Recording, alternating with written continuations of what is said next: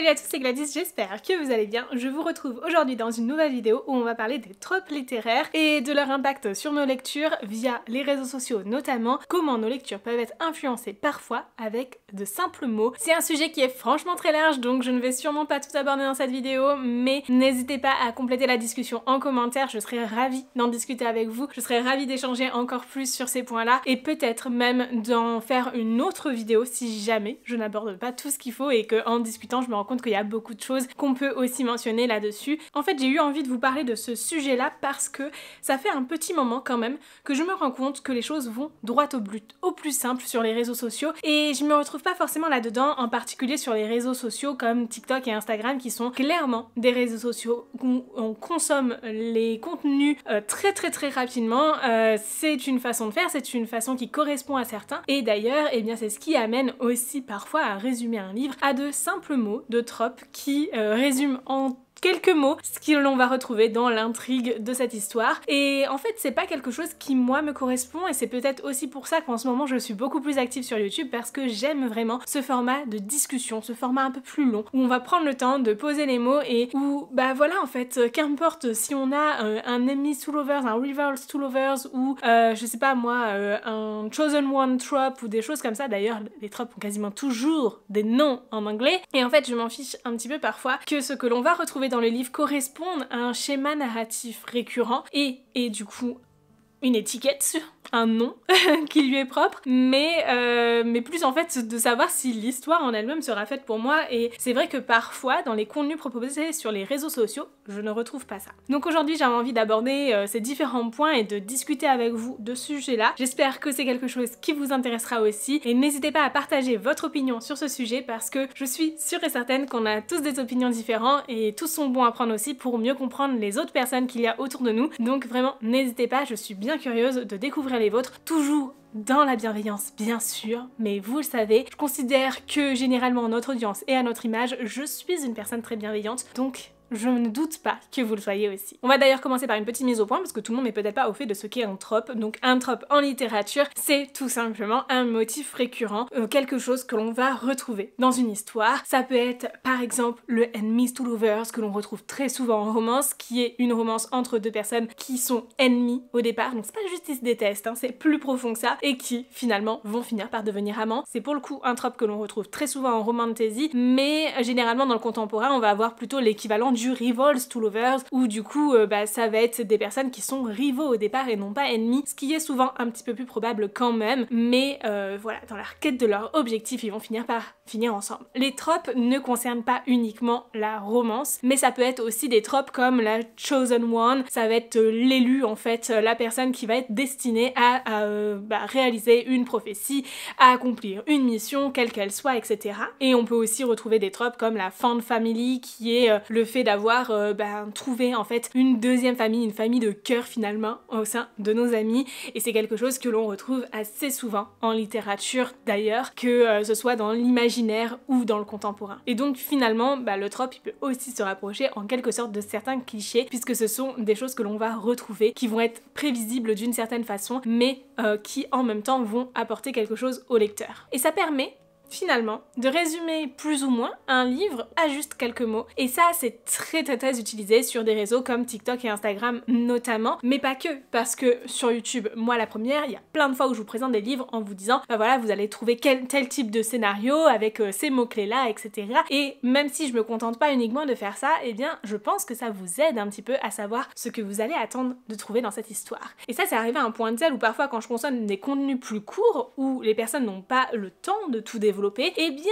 on se retrouve avec simplement ces mots-clés là qui correspondent aux tropes que l'on va retrouver dans l'histoire, tout comme très souvent sur Instagram, vous le voyez sûrement autant que moi, des posts où on voit une photo du livre ou même simplement la couverture du livre qui est présentée avec des petites flèches d'un côté ou de l'autre et tous les mots-clés que l'on va retrouver dedans qui sont bien souvent des tropes finalement, et ce qui peut être très très pratique pour communiquer dessus, ce qui peut même parfois, je pense, aider à la viralité de certains livres, puisque en fait ça devient aussi des hashtags qui vont pouvoir être recherchés sur les plateformes et amener en fait justement à la popularité de certains livres, tout comme quand on met hashtag romantasy sur un post, il y a de fortes chances que ça marche un petit peu mieux que certains autres hashtags, bon bien sûr tant que ça correspond au livre présenté et bien évidemment. Mais selon moi en fait,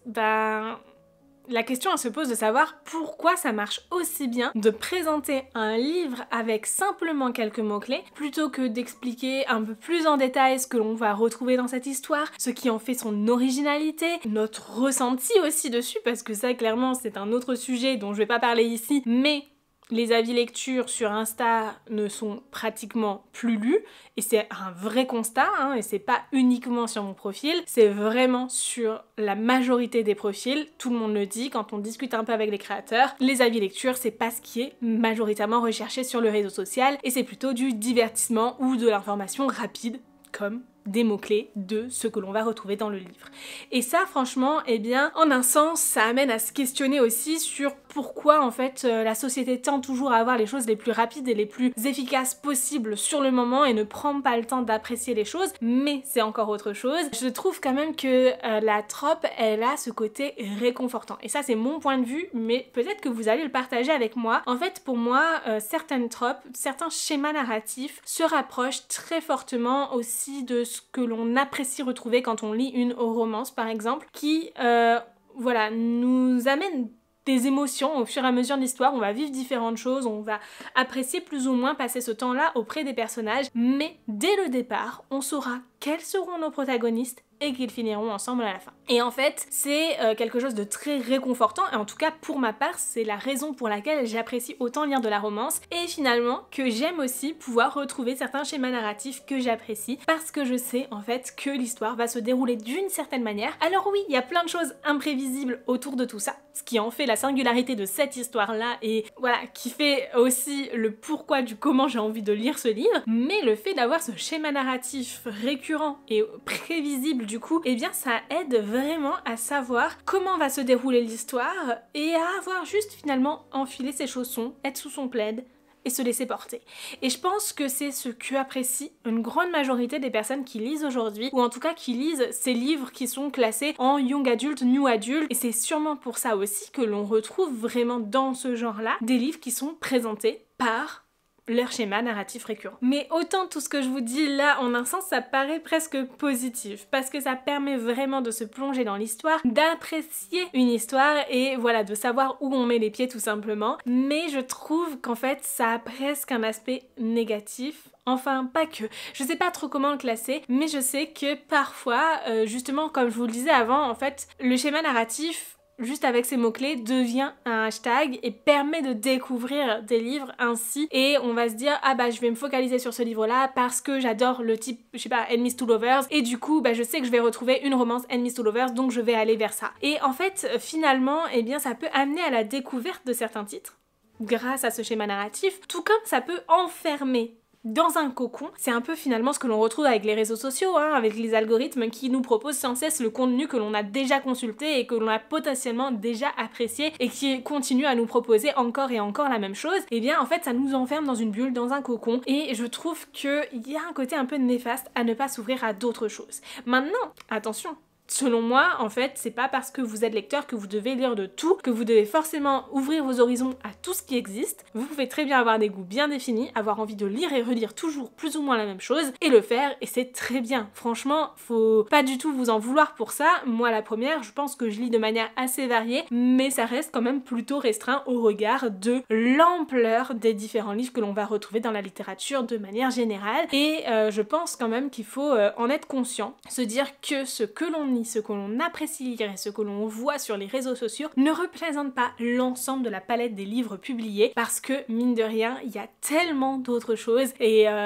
plein de choses à découvrir aussi si jamais vous le souhaitez, si jamais vous avez envie d'ouvrir vos horizons. Et c'est vrai que en restant dans ce petit cocon et en cherchant des livres qui se rapprochent de d'autres par des schémas narratifs, par des genres, etc.,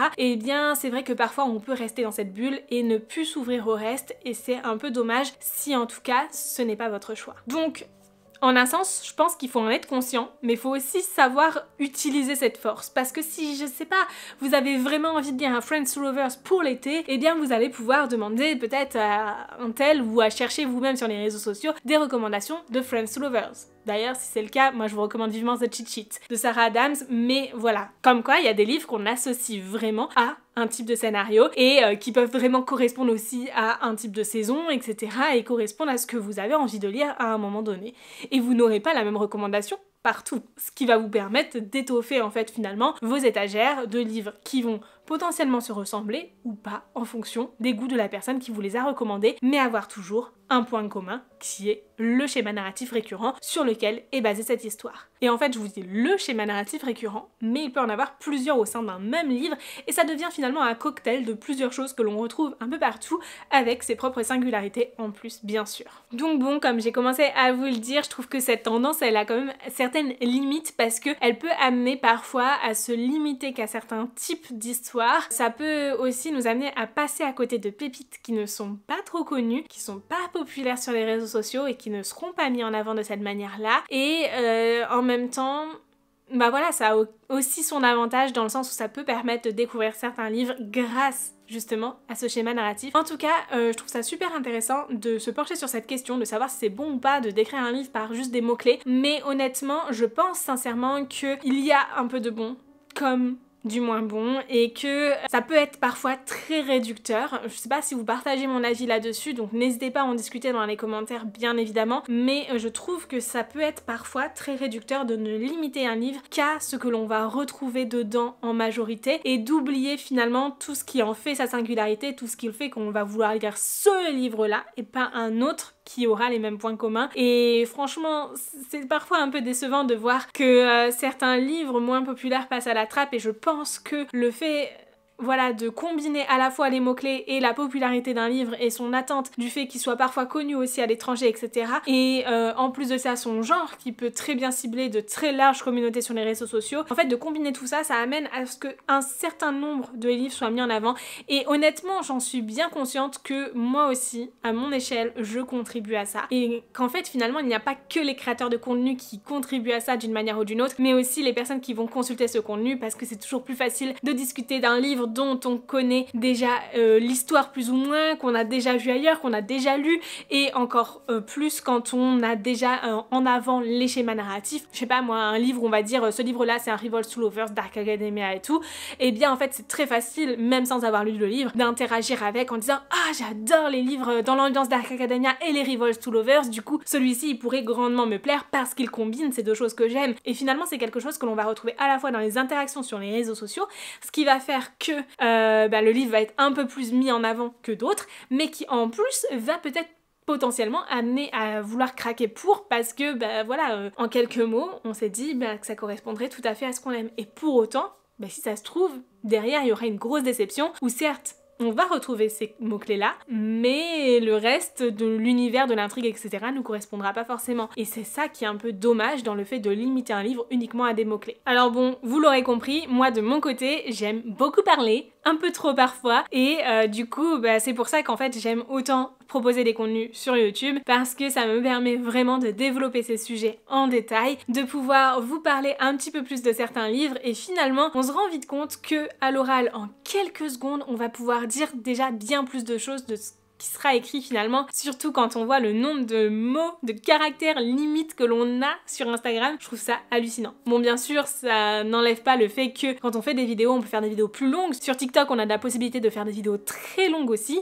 supérieures à 10 minutes même, mais à quel moment on ouvre TikTok pour regarder une vidéo de 10 minutes? Parce que je sais pas vous, mais moi, quand j'ouvre TikTok, c'est pour regarder des vidéos de 5 secondes, et au bout de 5 secondes, si j'ai pas la réponse, souvent j'ai déjà swipé à la suivante, à moins que ce soit un sujet qui m'intéresse, que j'ai vraiment le temps, que je me sois posée avec mon téléphone, mais franchement c'est assez rare. En général, si j'ai le temps de me poser pour regarder une longue vidéo, je vais plutôt ouvrir YouTube, mais ça c'est plus une façon de faire, une question de préférence aussi, et clairement je pense que je suis plus dans la team vidéos longues, podcasts, etc. que dans la team contenu express, mais pour le coup, il en faut aussi pour tous les goûts, mine de rien. Alors j'espère sincèrement que cette vidéo vous a plu, que c'était un sujet qui vous a intéressé. Je sais pas trop vers où j'ai été exactement parce que j'ai l'impression d'avoir parlé de manière un peu décousue et de pas forcément avoir suivi un fil directeur, mais j'espère avoir réussi à vous transmettre l'idée que j'avais derrière tout ça, ce que je voulais vous partager autour de ces tropes et du fait qu'elles soient